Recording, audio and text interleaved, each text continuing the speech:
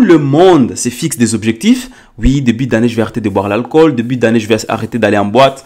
Début d'année, je vais arrêter de dépenser de l'argent. Mais ce sont des résolutions qui durent que 2 semaines. Et après, genre vers le 15 janvier, tu demandes à tout le monde, c'était quoi tes résolutions du début de l'an?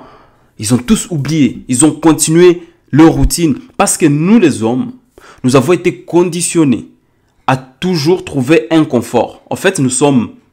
Comment est-ce que je peux dire? En fait, non, parfois nos comportements, pas parfois, mais souvent, nos comportements sont comme ceux des animaux, si je peux le dire. Parce que nous aussi, nous sommes quand même les animaux les plus intelligents, les humains, quoi. Donc, nous sommes des êtres vivants. Et donc, qu'est-ce que je peux dire? Je dirais que nous avons été conditionnés à rester dans son confort, à faire des choses qui nous amènent de moins en moins au risque, parce qu'on a peur de perdre son confort. Nous avons été conditionnés, c'est psychologique, c'est subconscient, on ne s'en rend pas compte. Nous avons été conditionnés de rester, de ne pas agir par peur de perdre son confort. Et donc, du coup, c'est ça qui nous pousse à ce qu'on remet toujours à demain. Tu dis, bon, à partir de l'année prochaine, je vais, tu vois. Alors que quelqu'un qui a envie de changer radicalement sa vie, quelqu'un qui a envie de changer complètement son niveau de vie, son mode de vie, il prend la décision, mais immédiate. Tu n'as pas besoin du 1er janvier, parce que ce n'est qu'une date. Qu'est-ce qui t'empêche de commencer aujourd'hui, par exemple, quand on était en décembre, qu'est-ce qui t'empêche de te dire, je vais changer aujourd'hui et je commence aujourd'hui? Quand j'ai compris comment se fixer des objectifs et comment les atteindre, je connais mon objectif à long terme, sur 10 ans. Je connais mon objectif sur 10 ans. Donc, mon objectif sur 10 ans, je me fais un plan. Je dis, qu'est-ce que je dois faire chaque jour pour atteindre cet objectif? Donc, chaque jour, je mets des actions en place, des petites actions pour atteindre ces grands objectifs. Donc, pour dire que chaque jour, j'essaie de m'améliorer pour être meilleur. Tant que lundi, je suis mieux que ce que j'étais dimanche et que mardi, je suis encore beaucoup plus mieux. Je ne sais pas si ça s'est dit. Si mardi, je suis encore meilleur, plus que ce que j'étais lundi, là, je me dis, ok, j'avance lentement, mais sûrement. Mais le fait que on attende le 1er janvier pour faire des choses, qu'on attende le 1er janvier pour réaliser ou pour se fixer certains objectifs, moi, je pense que c'est très biaisé. Pourquoi c'est biaisé? Parce que, attends, en fait, c'est même pas logique, c'est même pas logique. Tu vas dire, ouais, mais tout le monde les fait. Oui, tout le monde les fait. Voilà comment est tout le monde. Et donc, si tu veux être comme tout le monde, tu fais comme tout le monde.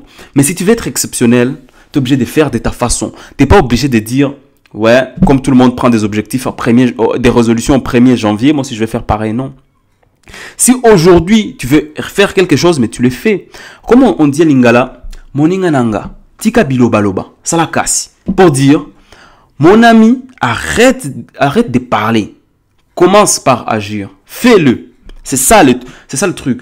Mais aujourd'hui, je me suis dit, en regardant les gens se fixer des objectifs et je demande à des amis qui ne sont pas dans la même logique d'entrepreneurs comme nous, je leur demande, c'est quoi tes objectifs pour 2020? J'ai demandé au moins 50 personnes parce que je parle à beaucoup de gens via cette page ou bien dans la vraie vie. J'ai demandé depuis le 1er décembre jusqu'au 31 décembre. J'ai parlé à 50 personnes juste pour leur demander c'est quoi vos objectifs pour 2020. Ils m'ont parlé de leurs objectifs et je me suis rendu compte quand même que les gens, ils ont arrêté de rêver. Hein. Pourquoi les gens ont arrêté de rêver? J'ai cherché. Il y en a dont ils ont arrêté de rêver. Ils ont dit, bon, j'ai 45 ans, puis il n'y a rien qui m'attend dans le futur. Donc moi, il me faut juste un petit boulot. Petit. Hein. En plus, vous entendez? Petit boulot. Il me faut un petit boulot pour avoir mon petit appartement. Je vais rester avec ma petite femme, en train de regarder des petites séries à la télé. Donc, tout ce qu'il rêve, c'est petit. Et il se met des barrières parce qu'il dit qu'il est vieux. J'ai demandé à des jeunes, qu'est-ce que vous rêvez? Ils ont dit, ils veulent des grandes choses. Et j'ai dit, qu'est-ce que tu vas mettre en place ou qu'est-ce que tu as mis en place pour atteindre ces trucs? Nada. Et j'ai demandé à d'autres, ils n'ont pas d'objectif, rien. Genre, ils aspirent à rien. Ils disent, bon, on vit la vie, hein. Mec, on vit la vie, hein. Donc, ils vivent tel un fleuve. C'est pas là où il va aller. Et souvent, ça c'est toujours une descente. C'est comment on appelle ça? Une chute. Le fleuve finit toujours chute, embouchure, c'est bon. C'est fini, on oublie. Mais moi, j'ai répertorié 3 choses qui font à ce que les gens arrêtent de rêver. 1. La logique. Les gens sont trop logiques, en fait. En grandissant, ils se sont dit, ah, je peux faire ci, je peux faire ça, parce que dans les milieux dans lesquels je viens. Donc, parce que je viens de tel milieu, ça, c'est mon maximum. Je ne peux pas aller plus que ça. Et ça, je ne comprends pas.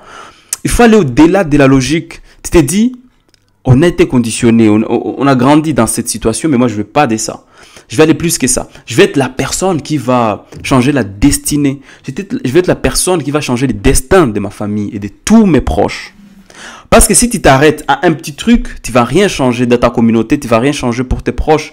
Et tes enfants même vont te maudire toute leur vie parce que tu les as engendrés alors que tu n'avais pas un avenir prospère ou un avenir digne de leur venue. Parce que peut-être toi, la façon dont tu galères, ça te suffit à toi. Toi, ça ne veut rien dire, tu es habitué à la galère. Mais tes enfants qui naissent, ils aspirent au bonheur. Si tu ne leur donnes pas de bonheur, ça va. Ils vont te maudire toute leur vie. Ils ont dit, mon père avait les moyens de le faire, mais ne l'a pas fait parce que c'était un feignant. Deuxième chose qui font à ce que les gens arrêtent de rêver, c'est la négativité. Un mauvais langage. Les gens parlent très mal. Tu parles de tes projets, les gens te mettent. Tu parles de tes projets, les gens te disent non, c'est impossible. Tu sais, mec, t'es étranger. Tu viens du Congo, mec, t'es étranger, t'es en France, tu peux pas y arriver. Non, mec, tu peux pas y arriver, on est en Côte d'Ivoire. En plus, peut-être en 2020, il y aura la guerre avec les élections. Les gens te mettent la peur. Les gens te parlent que des négativités. Au lieu de te dire, mec, fais-le, tu vas y arriver, même si tu n'y arrives pas, au moins tu auras essayé. Et peut-être ton expérience va t'aider à faire mieux la prochaine fois, ou bien même tu vas parler de tes échecs aux autres, et les autres vont faire mieux. Et peut-être qu'il y a des gens qui parlent de leurs échecs, et on les rémunère parce qu'ils ont préparé certaines personnes. L'expérience va toujours mieux. Vaut mieux essayer. Bon, faut pas essayer. Vaut mieux faire. Tu fais genre. Mais tu vas dans la tête. Il faut pas que... C'est pas parce que les entrepreneurs, ils ont fait quelque chose que j'aime pas. Les gens sont entrepreneurs, disent, ouais, l'échec, c'est bien. Il faut pas idéaliser l'échec. Dis oui, c'est bien d'échec en échec, ouais. Mais quand tu fais, il faut pas aller avec l'esprit d'échec. Tu dis, je vais y arriver. Parce qu'en allant avec l'esprit d'échec, c'est comme si tu as créé ton entreprise parce que tu t'attendais à ce que tu échoues. Il faut créer ton entreprise avec la ferme conviction que tu vas y arriver.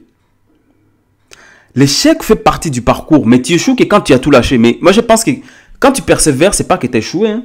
Tu échoues, c'est quand tu dis, bon, je lâche, je passe à autre chose. Là, c'est l'échec. Mais il ne faut pas aller avec l'idée d'échouer. Il faut aller avec l'idée de réussir. Aujourd'hui, avec toutes ces conneries qui réussissent, tu te vois que peu importe ce que tu fais, quand tu le fais avec passion et persévérance, tu finis par y arriver. Troisième chose qui fait ce que les gens arrêtent de rêver, ils ont une croyance limitée. Les gens, ils rêvent de petites choses. Moi, j'ai jamais compris ça. Pourquoi tu rêves de petites choses? Tu es grand. Moi, j'ai dit aux gens, c'est des dieux. Hein? Tu es un dieu. Parce que à ceux qui savent la spiritualité, on dit l'homme a été créé à l'image de Dieu. Donc, si on a été créé à l'image de Dieu, donc nous sommes des dieux entre-temps. Quand on dit que... Quand on parle de ça, je me dis qu'on a le même pouvoir que Dieu. Dieu nous a créés, nous. Et nous avons créé des téléphones, des voitures, des choses comme ça. Donc, t'as un pouvoir.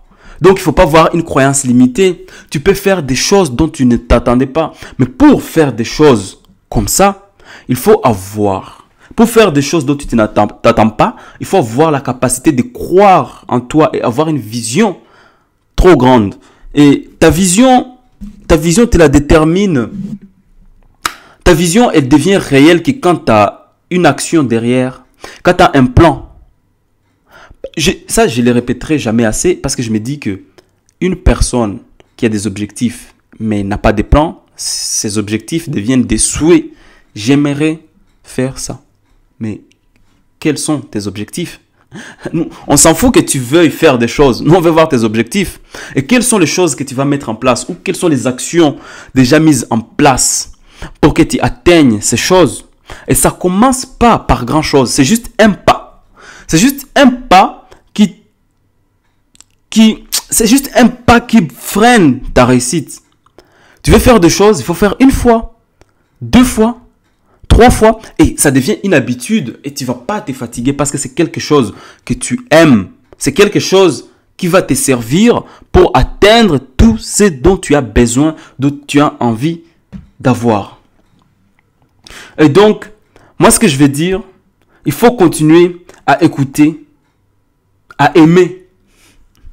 Aujourd'hui, il faut continuer à écouter, à aimer les gens qui nous méprisent, les gens qui vous disent des négativités.